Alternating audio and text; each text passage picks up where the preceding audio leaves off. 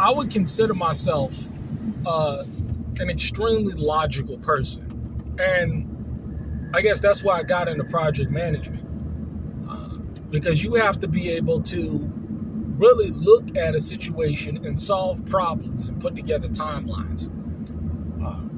But you look at society as a whole, and you look at people, and you would think that something that is logical, something that you would think is logical, someone would do.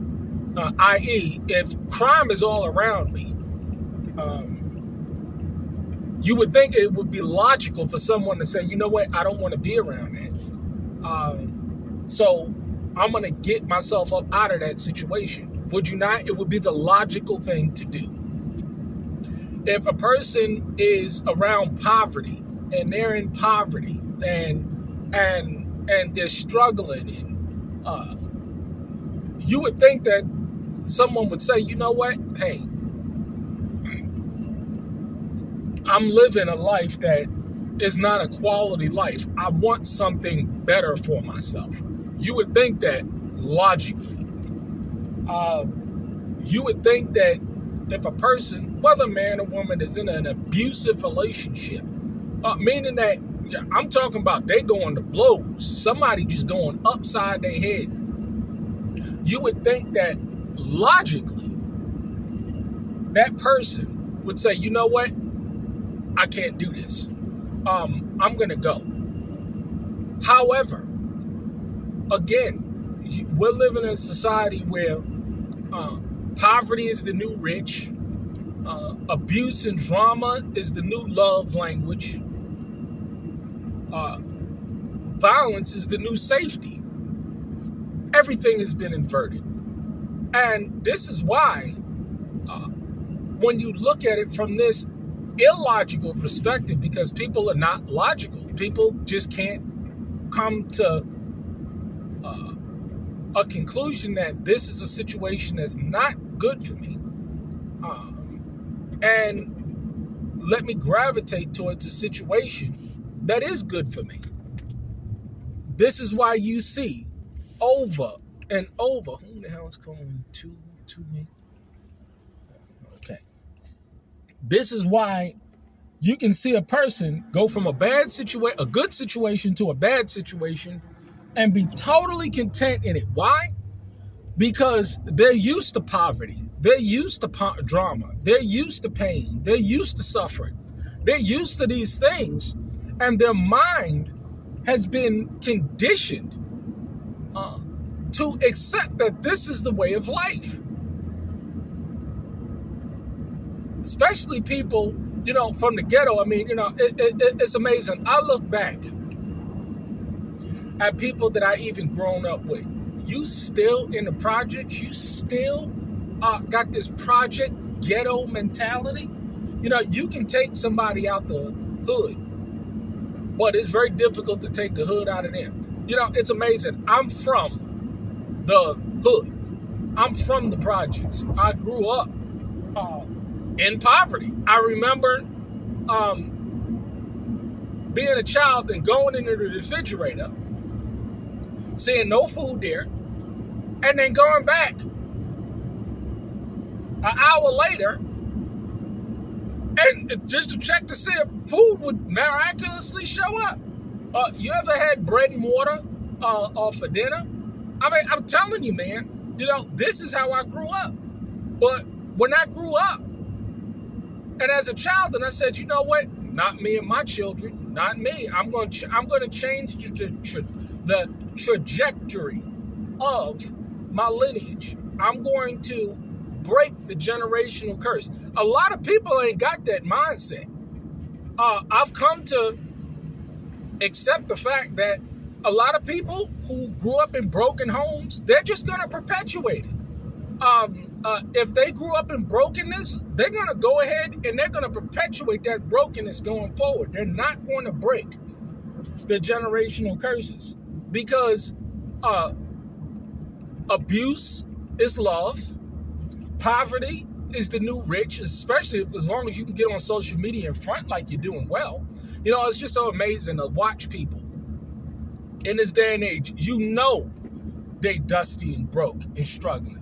But I'm telling you, based on their social media profiles, let me tell you, you think that they are just living a beautiful high life. Let me tell you, there's very few people that I know that are happy with plucking chickens or working at a low slave wage job. That's a front. I mean, it's amazing. Hey, if that's all you can do, that's all you can do. That's a totally another video. But there's very few people that I can come across, especially in inflation and all this stuff. I mean, they're being decimated. And you think that a person that is living in total poverty, surrounded by violence, you think that they want the opportunity to get up out of that. But no, they're content as long as they can front and tolerate. You know, humans, we have a high tolerance for pain and suffering. And this is why you see people endure pain and suffering and poverty and abuse for so long. Because it's been ingrained in them. Typically, people who go through this kind of stuff, they've been through it all their life. All they know is suffering. All they know is pain. All they know is poverty. All they know is want. All they know is living a life of scarcity. And this is why you have people in so much, I'm very careful of people that live in a survival mode, because all they want is the quick dopamine hit, the quick fix. They don't want to invest long term and make the sacrifice so that them and their children can live a better life. They're not going to do that. They're not going to do that. So you got to understand that this is the vast majority of people, unfortunately. And I always go back to the economic fact that if America, the average American, socioeconomically has a cough, black folk got the flu, and we got it real bad. But hey, you're not going to be able to elevate or even tell anybody anything that is used to abuse, physical and psychological abuse, used to poverty, used to scarcity, anything. You're not going to be able to tell them anything because it's ingrained in them. It's their personality. It's who they are. They desire nothing more. It's just the truth.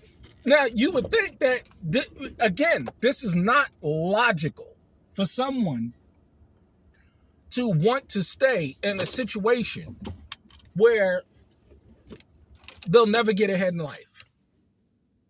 But that's what you have in society today. If you say you're around people like that, number one, first and foremost, get away from them. But number two, respect their decision and leave them alone. And get around people of like mind. This is why I say, people of like mind and precious faith. What does that mean? What does that mean when it comes to those aspects?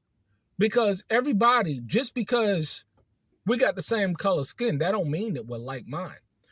Just because we're claiming to be a Christian or a Muslim or a Hebrew or a Hindu, that does not mean that you're like-minded.